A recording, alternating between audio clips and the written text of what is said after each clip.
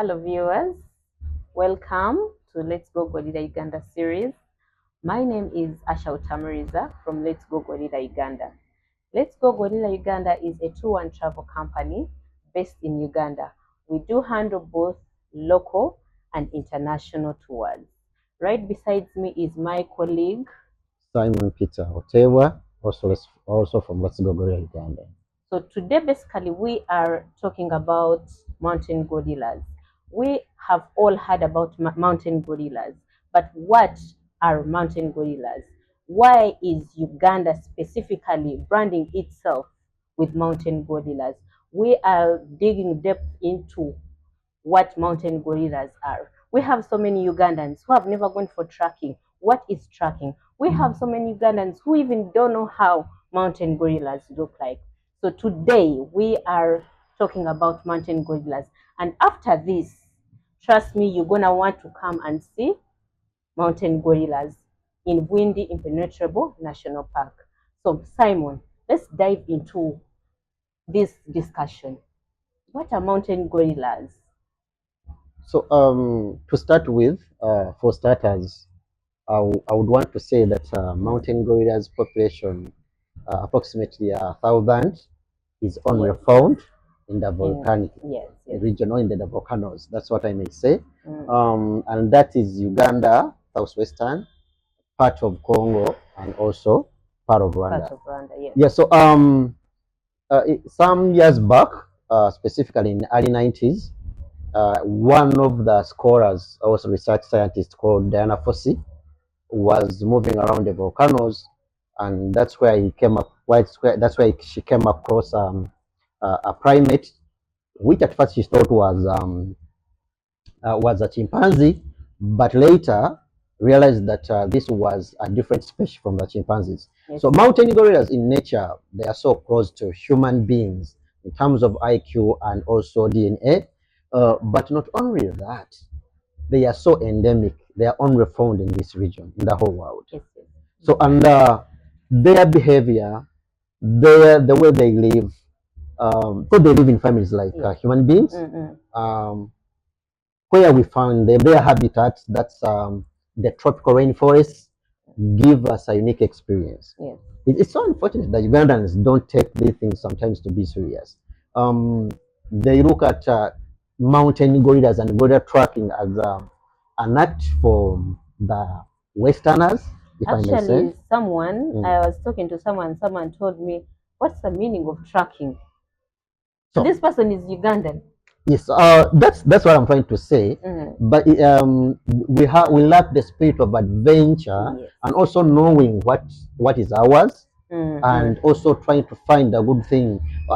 I don't know why we are not so inquisitive to know why would someone travel from UK from America and pay thousands and thousands of dollars to come and see a mountain gorilla. But for us, we can't. And for us, we can't. Yes, yes. Even when our prices are subsidized, the extent that they are affordable. So I think we need to get into that, to learn, to know why would others do something, and yet for you, you think you don't need it. You don't need. You always need to try. Yes. You can only test the waters when you step into them, the deepness of the waters. When you step into the waters, you can't imagine the gorilla tracking experience, and 2 to 8 hours in the jungle, different sounds of birds, the slippery grounds. It's a whole. When you lock your eyes, it's a different experience. When you lock your eyes with the mountain gorillas one-on-one, that's when you know that, oh, I've been missing a lot. When you look at the giant silverback, even the way it protects the family, how they live like the family, some behaviors like of a human being, you would really need to know much about mountain gorillas. And Uganda making it so iconic, it's because the largest population of these mountain gorillas are found in Uganda. Yes. And for not only for research purposes, it puts Uganda's tourism and make it so unique. If we talk of, maybe let's say we're talking about the magical Kenya, Uganda is an unlocked country. We don't have waters, we don't have a coast. This makes us more more inferior when it comes to water-based sports activity, or rather water-based tourism activities. Uh, so what would you make Uganda so unique or stand out of East Africa? Definitely, we need to identify those unique features, touristic attractions, ranging from different sectors. Culture, if we're talking about 59 different tribes, but Kenya, they're in hundreds. That maybe Kenya would beat us on that. We are talking about other areas, or maybe when you talk about the sand, like the deserts, the Kalahari, and also the northern part of Africa will beat us on that. But we have the uniqueness in our mountain gorillas, the hospitality, the weather. So it's high time we also identify our own uniqueness in terms of tourism, and we say it out there. But not only to the whites. I always tell Ugandans, I always try to sell Uganda to Ugandans. I can't imagine, how can you live in Kabarak and you fail to know Lake Bunyonyi? Just 8 kilometers from where you stay. And there are so many. So we believe we need companies like Let's Go Gorilla to package, put something together, affordable, budgeted, mid-range, luxury, for all of us, that we can attest on such experiences. It's unimaginable. Sometimes it's hard to explain. You know why you call tourism an experience? When you get 10 tourists and you line up one by one, tell me, how did you feel when you're tracking gorillas? Everyone has a different story from the other. That's why it is so hard for one person to give an experience about gorilla tracking. Yes, please. So now, if someone wants to go for tracking, what do they need? What is required for someone to go for tracking? So I would say, one, you need to book earlier, because tickets are always on demand, mostly during the peak seasons. What are those peak seasons? Peak seasons, it mainly starts from June to October, and also between Feb and April. So these are really peak seasons, or sometimes even in December, mostly when we have the winter season the other side. So people they tend to come to East Africa or to Uganda for the uniqueness of weather, and also rest a little bit.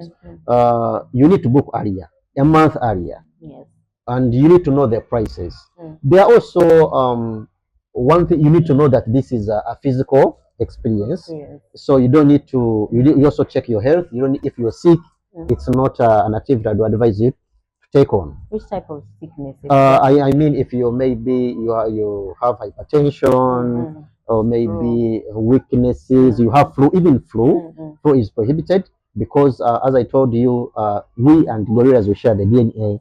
So gorillas can also contract flu from us, and we also contract flu from them. So in this case, if you have flu, you're also not allowed to do tracking. And you also need to know that we are talking about remote areas and hard-to-reach areas. So if you're going to drive cars, you don't need sport cars. You need a 4x4 cars, raised cars, that will, because even in rainy season, these areas, the tropics are also slippery.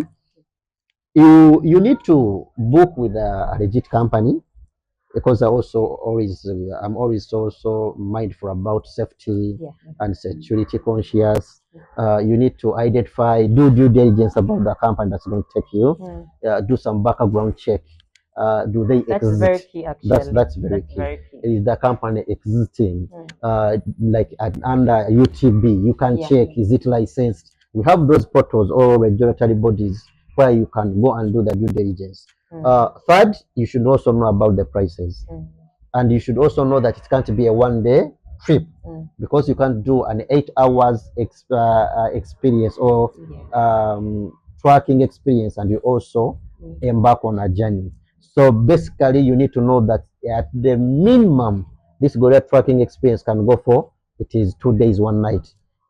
Actually not 2 days, it might be 2 nights, 3 days. Yes. You go, you sleep, you track, you rest, then the next day you come back. That's the minimum it can go for. Yes, I was saying you also need to know about the prices of the ticket. Yeah. Foreign non-residents, for the case of Uganda, Mm. it's $800 US dollars. Foreign residents, Mm. $700. The rest of Africa, let's say from Ghana, South Africa, you pay Nigeria. Nigeria, you pay $500 USD for the ticket. And when you're part of East Africa, Burundi, Kenya, Rwanda, you pay 300 Ugandan shillings. But this case is also the pricing differs if you're tracking the Rwandan side. Yes. It's not the same as the Ugandan Uganda side. side. So where do clients pay for that amount of the gorilla permits? Where do they pay exactly? Is that a fixed price, or is that what exactly the amount they need, and where do they pay? No, this is just only for having the experience of gorilla tracking. Okay, okay. So other logistics, transport, accommodation, these are different prices depending on the range, the number, and also the choice of the accommodation facility. For example, if you're luxury, your mid-range, or your budgeted. So this will differ. Or the type of transport you want to use. If you're going to do a plane charter from Entebbe maybe to Chihi, the transport cost differs from someone who's going to use a van, a touristic van, and also a Land Cruiser. So these prices differ according to the services, inclusive of the package. Then when you're going to book, where to pay, you liaise with the ground handling company. You pay to their accounts. These people book on your behalf. Yeah, because I think they have the right knowledge and understanding about the availability of the tickets, when to pay, whom to pay, and how to get them. Then they will send you these tickets. You come with them, or you can have a soft copy of them. When you reach on the ground, you present them to the authorities of the protected areas. You should know that it's an early activity. You need to wake up so early because breathing always starts at 8.